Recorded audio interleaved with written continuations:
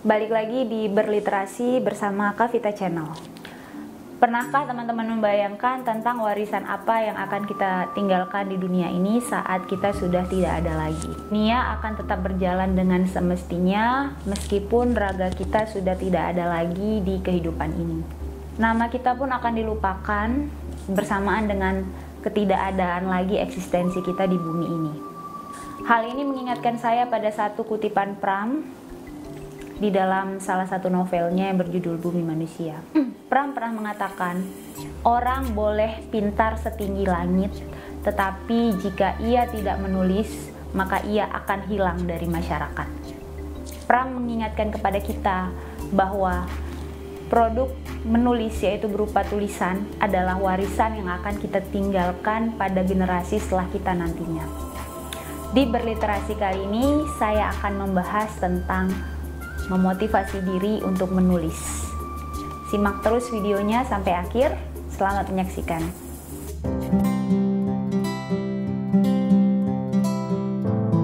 Satu hal yang tidak bisa dipungkiri bahwa memang benar pekerjaan menulis adalah pekerjaan yang berat, terutama bagi mereka yang tidak memiliki motivasi menulis. Memang pada faktanya banyak orang yang kesulitan dalam melakukan pekerjaan menulis. Namun bagi saya pribadi, setiap orang yang mengerti aksara pasti memiliki kemampuan untuk menulis. Tetapi tinggal bagaimana mengasah dan memotivasi diri tentang pentingnya pekerjaan menulis. Sebenarnya kalau kita lihat dan kita telusuri, alasan orang-orang menulis juga ternyata beragam. Untuk sebagian orang, pekerjaan menulis adalah sebuah wadah untuk mengekspresikan emosi, diri, dan perasaan. Orang-orang seperti ini biasanya menganggap pekerjaan menulis itu sebagai sebuah healing. Makanya kita sering sekali mendengar kata-kata writing therapy. Dan ini adalah salah satu teknik atau terapi bagi orang-orang yang bermasalah secara psikologi.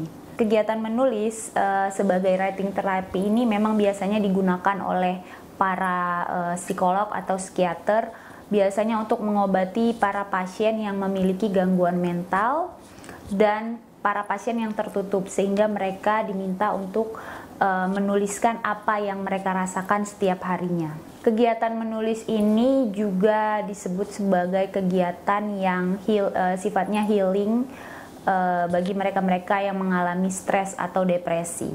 Pekerjaan menulis bagi saya pribadi adalah pekerjaan yang gampang-gampang susah.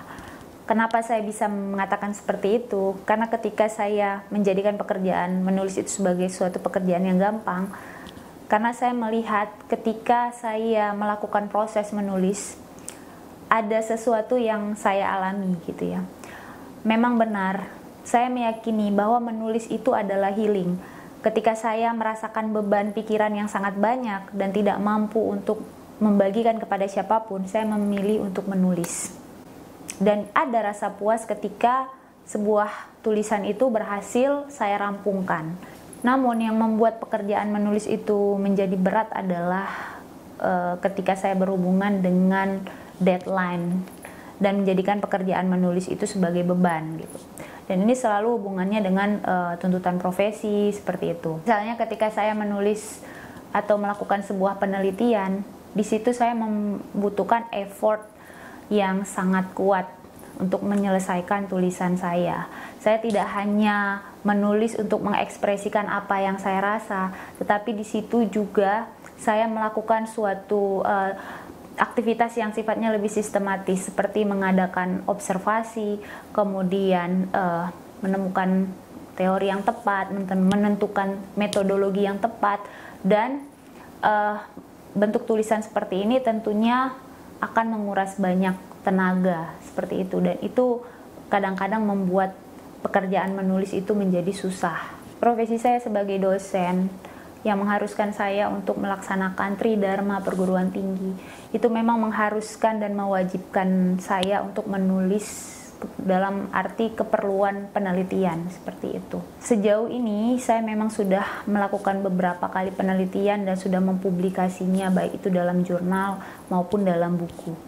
Tetapi kemudian saya berpikir lagi bahwa jika saya memberikan sumbangsi ilmu pengetahuan hanya untuk kalangan akademis saja, dalam artian jurnal yang akan dibaca oleh ruang lingkup akademis saja, itu saya cenderung apatis. Oleh karena itu saya juga mencoba nulis di beberapa media gitu, dan tentunya menggunakan bahasa-bahasa yang bisa mudah diterima oleh semua kalangan, tidak hanya kalangan akademis saja.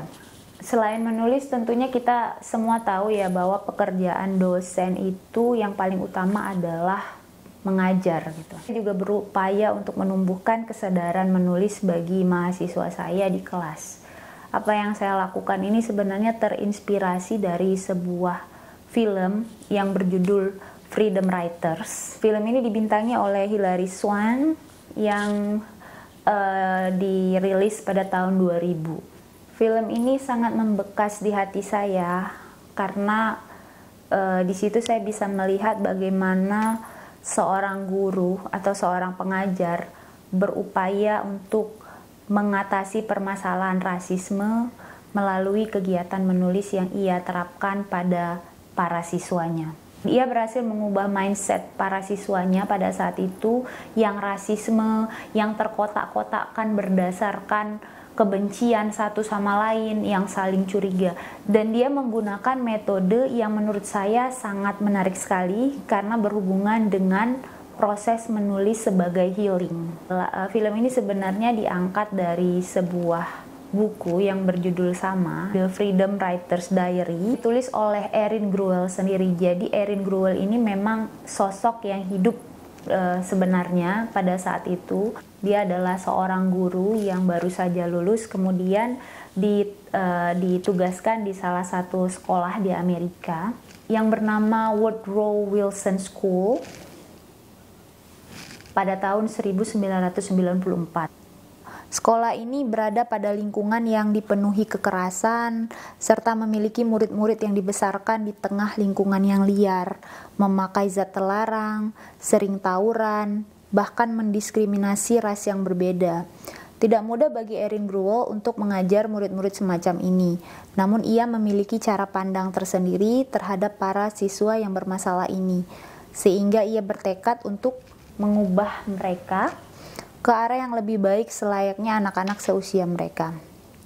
Tekad yang dimiliki Erin Gruwell kemudian dituangkannya dalam sebuah metode pengajaran yang cukup unik, memanfaatkan proses menulis atau pekerjaan menulis sebagai terapi bagi anak-anak yang bermasalah ini. Dari buku hariannya Anne Frank, Erin Gruwell kemudian membagikan masing-masing siswanya buku kosong dan meminta siswanya untuk menuliskan apa yang mereka alami, pengalaman apa yang telah mereka lalui, dan harapan apa yang ingin mereka peroleh ke depannya. Ia meminta mereka untuk menuliskan hal itu setiap harinya. Mereka juga diperbolehkan untuk menulis lagu-lagu, menulis puisi, menulis karya-karya yang mereka senangi di dalam buku itu. Fakta yang mengejutkan yang ditemui Erin Gruwell adalah bahwa ternyata perilaku menyimpang para siswanya itu disebabkan oleh pengalaman pahit yang mereka alami di masa lalu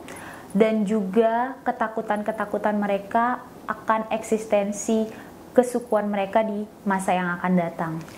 Berkat metode pengajaran yang diterapkan Erin ini, para siswanya kemudian menjadi berubah ke arah yang lebih baik dan lebih membuka diri kepada siapapun yang ingin berinteraksi dengan mereka. Pun kemudian membukukan dan mempublikasikan catatan harian siswanya ini dan mendirikan semacam foundation bagi anak-anak yang bermasalah.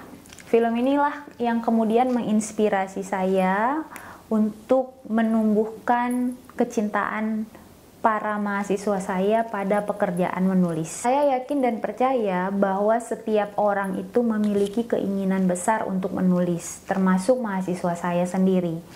Paling tidak hal itulah yang saya bisa lihat di masa sekarang ini. Zaman dulu saja tidak bisa dipungkiri bahwa pekerjaan menulis memang sangat dekat dengan kita. Misalnya kita selalu menuliskan keluh dan kesah kita di dalam sebuah buku kecil yang disebut sebagai buku harian atau buku diary, yang mana buku itu sering sekali kita rahasiakan dan tidak boleh dibaca oleh siapapun. Berbeda dengan saat itu, generasi sekarang, khususnya pengguna sosial media, cenderung lebih terbuka untuk menyampaikan keluh kesah mereka, terutama di media sosial. Semua orang bahkan akan tahu apa yang sedang terjadi pada kita, apa yang kita rasakan dengan hanya melihat status di Facebook misalnya, atau cuitan kita di Twitter. Berbagai ekspresi yang tadinya kita rahasiakan di dalam buku harian yang fungsinya sebagai wadah untuk menampung keluh kesah kita, sekarang bisa kita saksikan berseliweran di lini masa sosial media manapun. Isinya masih sama, yaitu tentang bagaimana mengekspresikan apa yang dirasa pada saat itu. Dan ini bisa kita lihat pada pengguna sosial media yang aktif, termasuk para mahasiswa saya sendiri. Menuliskan tentang perasaan yang mereka alami, kemudian apa yang terjadi dalam keseharian mereka di dalam status lini masa yang menghiasi sosial media. Menuliskannya dalam bentuk-bentuk yang bisa jadi bentuk-bentuk yang puitis, bentuk-bentuk yang metafor, yang tidak menunjuk secara langsung pada objek yang sedang mereka bicarakan. Sebagai dosen pengampu mata kuliah sastra, saya mencermati fenomena ini. Oleh karena itu, saya berinisiatif untuk membuatkan wadah bagi mahasiswa yang senang sekali mengekspresikan diri di media sosial. Wadah tersebut adalah buku antologi, di mana para mahasiswa saya minta untuk mengirimkan karya-karya mereka, kemudian saya kumpulkan menjadi satu dan mempublikasinya dalam buku yang ber-ISBN.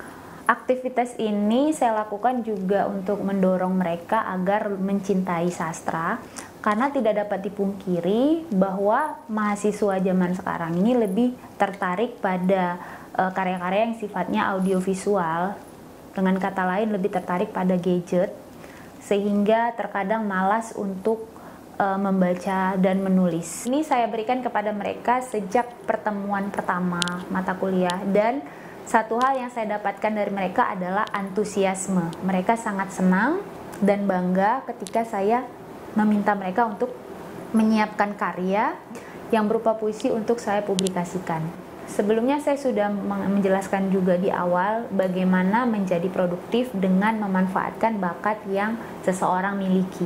Bagaimana sebuah karya yang dihasilkan dengan aktivitas menulis dapat dibaca secara utuh oleh semua kalangan. Saya beri kebebasan untuk mengekspresikan apa yang mereka rasakan terhadap segala sesuatu yang mereka amati. Saya juga meminta mereka untuk berdialog dengan diri mereka sendiri tentang apa yang mereka rasa terhadap segala sesuatu yang mungkin saja mengganggu pikiran mereka.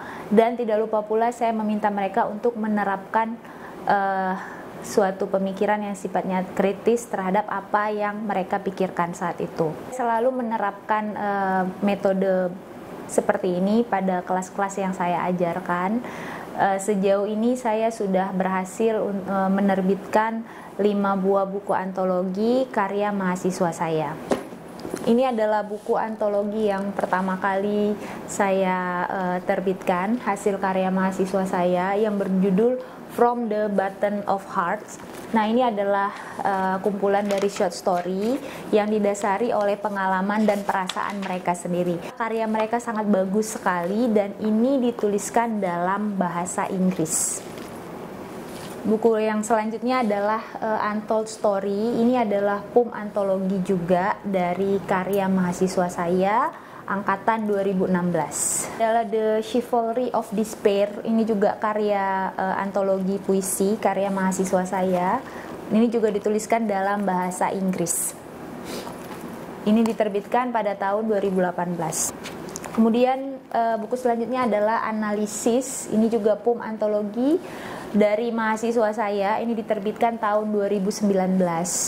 Dan ini juga sangat bagus ya, karena puisi-puisi di dalam ini adalah menceritakan tentang keresahan mereka pada fenomena sosial yang terjadi di masyarakat. Kemudian yang terakhir adalah kumpulan puisi yang berjudul Antithetical. Ini juga antologi puisi dari mahasiswa saya dan sangat menarik karena ini diterbitkan tahun 2020, tepatnya saat pandemi COVID-19 sedang marak-maraknya terjadi di Indonesia. Kan dari karya puisi mahasiswa saya dalam buku ini adalah menunjukkan bagaimana tanggapan dan keresahan mereka pada apa yang terjadi di tahun 2020 menyangkut pandemi COVID-19 yang amat meresahkan pada masyarakat di skala itu. Saya temukan dari metode pengajaran yang berbasis kegiatan menulis ini adalah yang pertama, saya semakin yakin dan percaya bahwa setiap orang itu dianugerahi kemampuan untuk menulis. Hanya saja bagaimana kita mampu mengasah bakat itu menjadi sesuatu yang lebih produktif. Seperti yang saya lakukan pada mahasiswa saya. Kemudian ketika menerapkan proses menulis ini menjadi metode pengajaran saya, bahwa semakin hari saya semakin dekat dengan mahasiswa karena saya tahu bahwa tulisan-tulisan mereka yang mereka kirimkan kepada saya adalah bentuk dari ekspresi diri mereka, sehingga saya lebih mudah memahami mahasiswa seperti apakah ini dan apa keinginan-keinginan mereka yang terpendam dari diri mereka. Seperti itu. Dan bagi mahasiswa sendiri tentunya ada rasa antusiasme dan kebanggaan ketika karya mereka itu dinikmati secara luas dan lebih berwujud secara nyata, yaitu dalam bentuk buku, tidak hanya berseliweran di dalam sosial media saja. Dan alhamdulillah kelima buku ini sudah diterbitkan dan memiliki ISBN, dan juga oleh penerbit sendiri kelima buku ini sudah diserahkan ke Perpustakaan Nasional.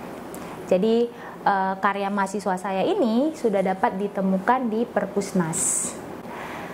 Baik, mungkin hanya sampai di sini dulu berliterasi episode kali ini. Saya harap apa yang saya sharing pada hari ini dapat menjadi inspirasi bagi teman-teman semua yang menyaksikan ini. Jangan lupa subscribe, komen, like, dan terus mampir di channel saya. Semoga bermanfaat. Terima kasih.